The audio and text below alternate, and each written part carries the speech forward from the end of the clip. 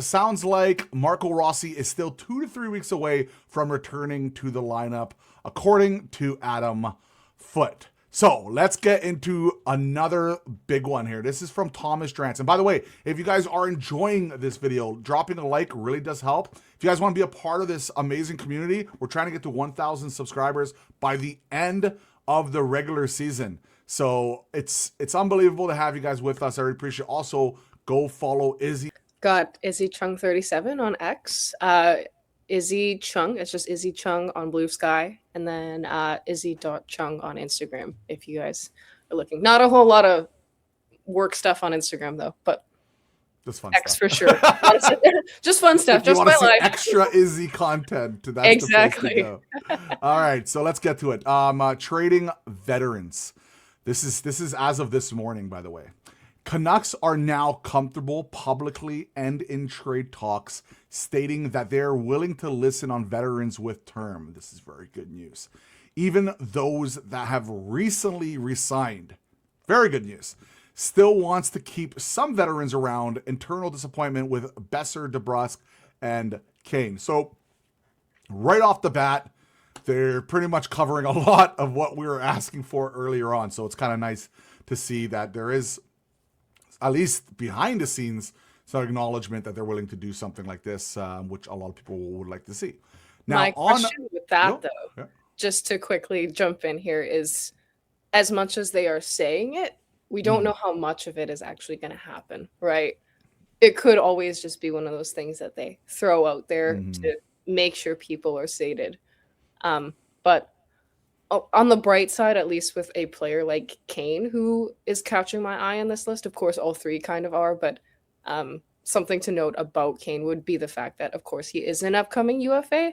And in the event that maybe he does start producing, that would be kind of one of those moves that you might make to a contender at the trade deadline who is looking to kind of beef up their forward lines, right? Just my 2 cents on something that I feel like could work in the event that things start working out for him. Yeah, the thing about Kane and the issue I have with him, obviously the production hasn't been great this year. He's a UFA, so there's a pretty good chance he's going to get traded. This is my take. I just don't think he has value. Even if he starts scoring a little bit, I don't think you're getting anything more than a 4th rounder for him. If you're lucky, you can retain, maybe get a 3rd. I don't think you're getting a 2nd for him. He just lost the step. The guy just can't keep up, and he coasts around the ice a lot. And this is someone who's really enjoyed the early parts of Kane's, like not the early, because the first 10 games he wasn't great, but then he had that middle half where he was playing much better. And then recently, like, I don't see it. Like, I think he should be healthy scratched. Like, that's at the point where I'm seeing Kane at. I'm not seeing much. Nebraska, I'm seeing a lot more of right now. He's been really good. He's been playing well. And Brock, I don't know what's going on, man. I love Brock as a human being, man. I think he's one of the greatest human beings there's possibly on this earth. Like, that's how high I am on Brock. But it's just not fitting in anymore. He's one of those guys you have to potentially look at trading. Does he have any value? Would we have to attach something, or does another team would it consider him? Like these are like another guy's Garland's not even on here, right? There's another one. What's going to happen with him? Like there's a lot of names. If they wanted to take a rebuild seriously, they could do it.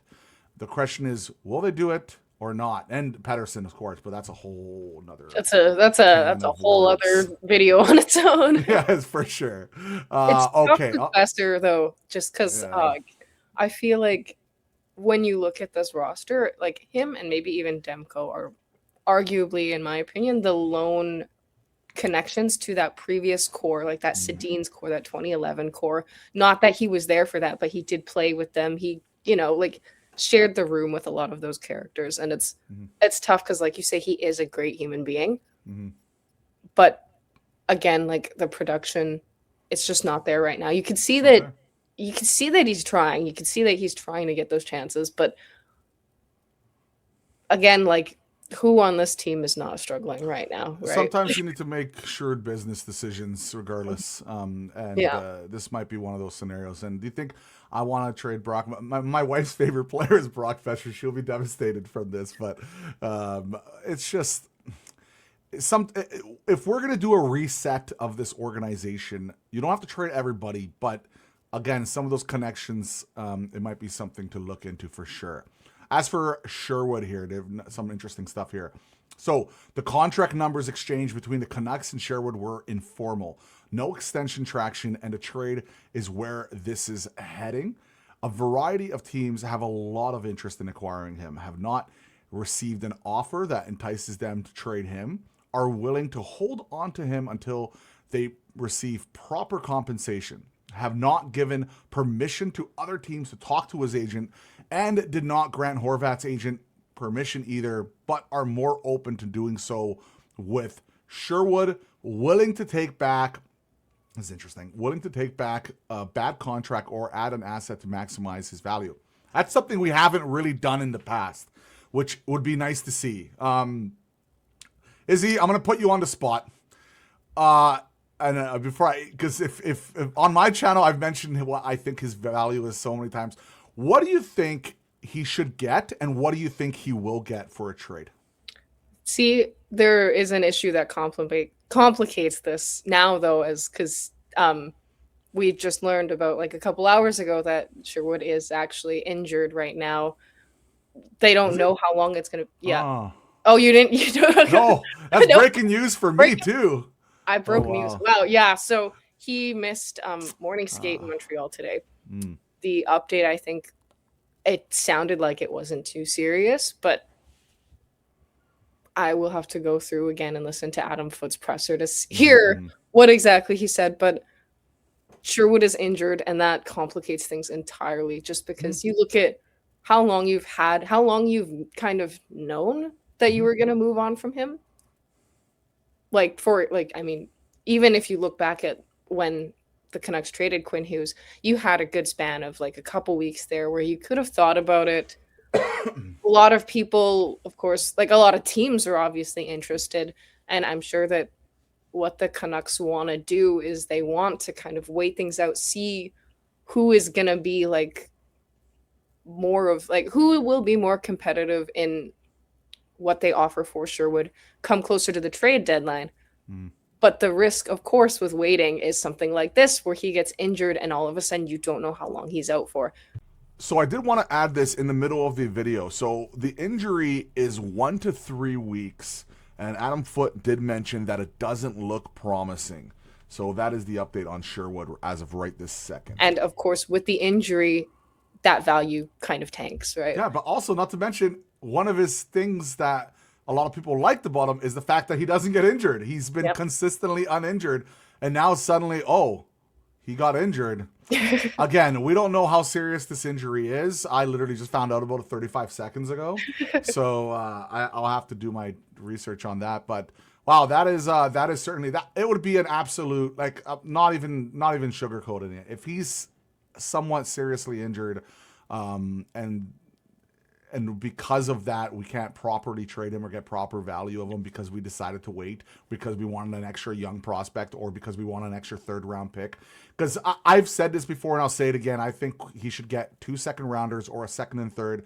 I would be perfectly adequate. Of course, first-rounder would be best-case scenario, but I would be okay with that. If that was ever offered, and I don't know if it was, I'm not there. I'm not hearing the offers. If that was, though, and they passed and now he's hurt and they don't trade him, you know what the Canucks might do? They might just say, okay, well, you know what? We'll just extend them then. Right? I know you're joking, but I can see that happening. That's the thing. And we like Sherwood. Don't get us wrong, but like we're rebuild. Oh no, we're transitioning into a rebuild. Yep. Remember, transitioning into a rebuild.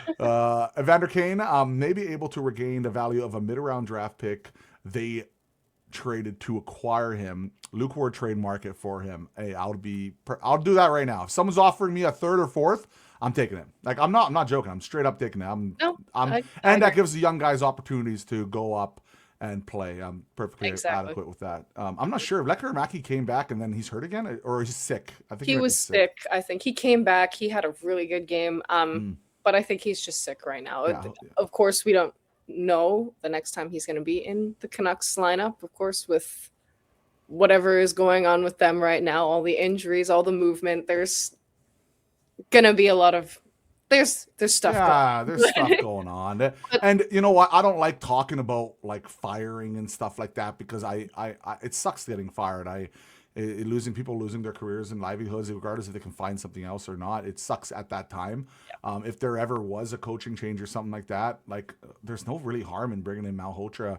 And I know he's not having the greatest year this year, but like, what's the harm? Like, worst case scenario, you throw him up there, and maybe he can learn more about these players that on the top part. And if you're going to do a rebuild, then like maybe Malhotra doesn't want that gig. Who knows? Like, I don't know. It's just something that popped in my head 5 seconds ago. So yeah, I really like, because I was there for Calder Cup as well. Covered it with a couple people. I really liked what we saw from Malhotra. Just like the buy-in that he got from that room, and like the kind of systems he was preaching. He was like, a lot of it was, do the like small dirty work to get the results, and it was a team that you could really tell just grinding out wins, working hard. Maybe not the most skilled roster, which nothing wrong with that. Maybe not the most skilled roster, but they still won, right? And I think they won. When you have a culture in the room like that, and of course to add on to that, we all know Manny Malhotra was part of that 2011 Cup run as well. So to have that kind of have that buy-in, have that culture, that character in the locker room, I agree. I do quite like it. I guess we'll see if he transitions up to the NHL anytime soon. As for the draft preparations, no consensus on first overall in the upcoming draft. Gets the sense that there's 5 players that could be top of the Canucks draft board. McKenna, Stenberg, Verhoff, Lawrence are part of the mix. Thinks either Smits or Reed is the 5th player. By the way, the guy I am incredibly high on outside of the obvious 2 is Lawrence. I wouldn't even be surprised if he has a big NCAA BU run there. He could move all the way up to the 1st or even 2nd overall pick, or 2nd or 1st overall pick. Like I think this is a 3-deep draft, not a 2-deep draft, like a lot of people thinks. He's a center too. We could always use, like, because I've had this debate. I'm like, if you're gonna keep PD around, right? I've had this debate like with so many people. Okay, that's fine, but he's going to be your number 2C, and you need to draft a true number 1C to be on top. Then you have PD as a 2C. That works a lot better for your lineup. He doesn't get all the power play opportunities. Someone else gets it, and because PD's not the same player we've seen. He's been better, but he's still not that elite guy, number 1 center. So just something mentioned there. By the way, Reed's also a really good defenseman, but I don't think we need more wingers. And I would still say another center before we start looking more into our defense. But that's something to think about as well. A lot can change between now and the draft, which is true. These draft boards will get flipped upside down quite a bit. Right now, the Canucks view Stenberg as more of a pro-ready player. The Canucks' need for centers has them closely watching Lawrence's progress in the NCAA, which is good. Views McKenna as elite prospect, but not as a lock to be on their top list. I'll say this, and I don't know, Izzy, if you agree with me, you could disagree, it's fine. If McKenna is able to be drafted by the Vancouver Canucks, I don't care if it's in 1st, 2nd, 3rd, 4th pick, you pick McKenna. If you're picking the 1st overall pick, I personally would go, I don't hold as much value in the World Juniors that a lot of people do. I still go with McKenna. I think the upside is just so high with him. And maybe he won't be that elite player you're expecting after the 1st year or 2nd year. But I think when he does grow into that role, he will be that elite player. That's just my 2 cents on it. Izzy, what's your take on the whole draft stuff? If we talk completely off the ice, I think it's something that the fan base needs to. Like, to have that excitement over a player who has that kind of potential.